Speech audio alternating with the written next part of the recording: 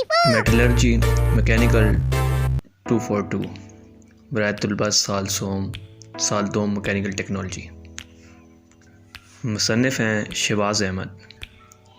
Students इसके अंदर हैं 15 चैप्टर और इन 15 चैप्टर में से अगर आप 10 चैप्टर कर लेते हैं तो आप आसानी पेपर पास कर सकते हैं और आपको इसका बहुत फ़ायदा होगा। इम्पॉर्टेंट 3 चैप्टर में से सबसे पहला चैप्टर है इंट्रोडक्शन ऑफ मेटलर्जी। इसके अंदर से ना करते हुए भी 1-2 क्वेश्चन तो ज़रूर आते हैं पेपर में, जैसा कि मैकेनिकल की तारीफ़ लिखें और मेटलर्जी की तारीफ़ लिखें।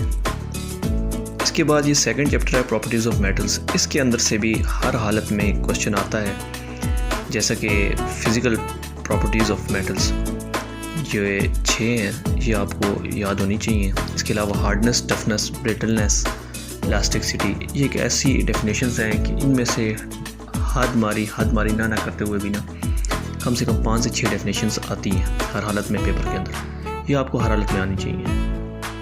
उसके बाद आपको ये detail charts of iron ores, इसके अंदर से 3 एक ओर्स के आपको नाम हर हालत में आने चाहिए, उसका कलर, उसकी परसेंटेज और वो पाकिस्तान की किस साइड से निकल रही हैं और मैट्रिक टेंस के हवाले से।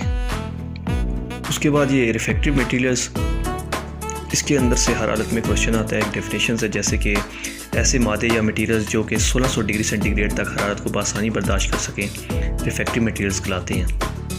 ये हो गया, ये बड़ा इंपॉर्टेंट है। इसके अलावा एस्टिक तेज़ाबी रिफ्रैक्टरी मटेरियल्स, उसके बाद बेसिक रिफ्रैक्टरी मटेरियल्स। बाब 7 के अंदर the blast furnace and smelting, इसके अंदर ब्लास्ट फर्नेस हर हालत में ये 10 नंबर का क्वेश्चन होता है और लॉन्ग क्वेश्चन में ये क्वेश्चन आता है और बहुत इंपॉर्टेंट क्वेश्चन है।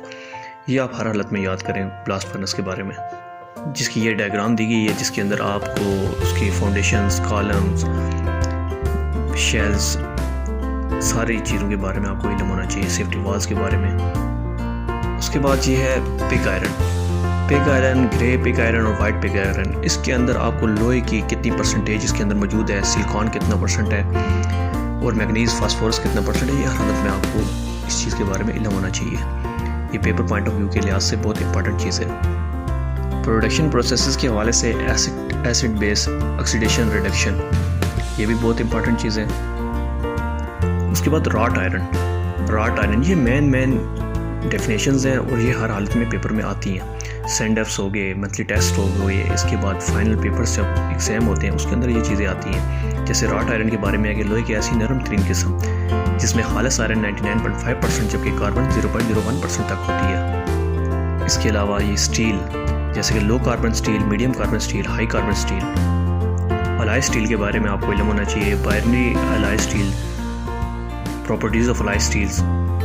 और ये बहुत इंपॉर्टेंट चीज़ है, international designation for steel, society of automotive engineer, American iron and steel institute, Deutsches institute of norming, Japanese industrial standard. इसमें से हर हालत में एक क्वेश्चन ज़रूर आता है।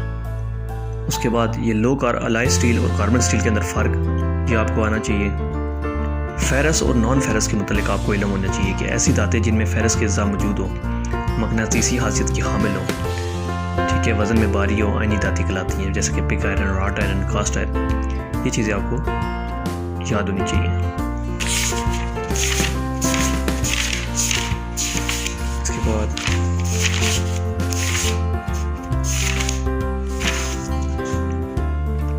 इसके बाद आपको ये डाई कास्टिंग, डाई और डाई का मटेरियल, इसके बारे में इल्म होना चाहिए, डाई मटेरियल की खुसूसियात के बारे में। और उसके बाद ये जो आखिर में दिए गए क्वेश्चन हैं, जैसे कि स्टील की तारीफ़, उसके बाद लाट आयरन की तारीफ़, लाट आयरन की खुसूसियात, क्या कैसे बनते हैं, ये थोड़ा बहुत आपको इल्म होना चाहिए, क्योंकि ये पेपर में बहुत इंपॉर्टेंट क्वेश्चन हैं, ये पेपर में आते हैं। जब आप ये सारी तैयारी कर लेंगे, इसमें से मेन आप क्वेश्चन तैयार करें, आप आसानी इंशाल्लाह पेपर पास कर लेंगे। Thank you students.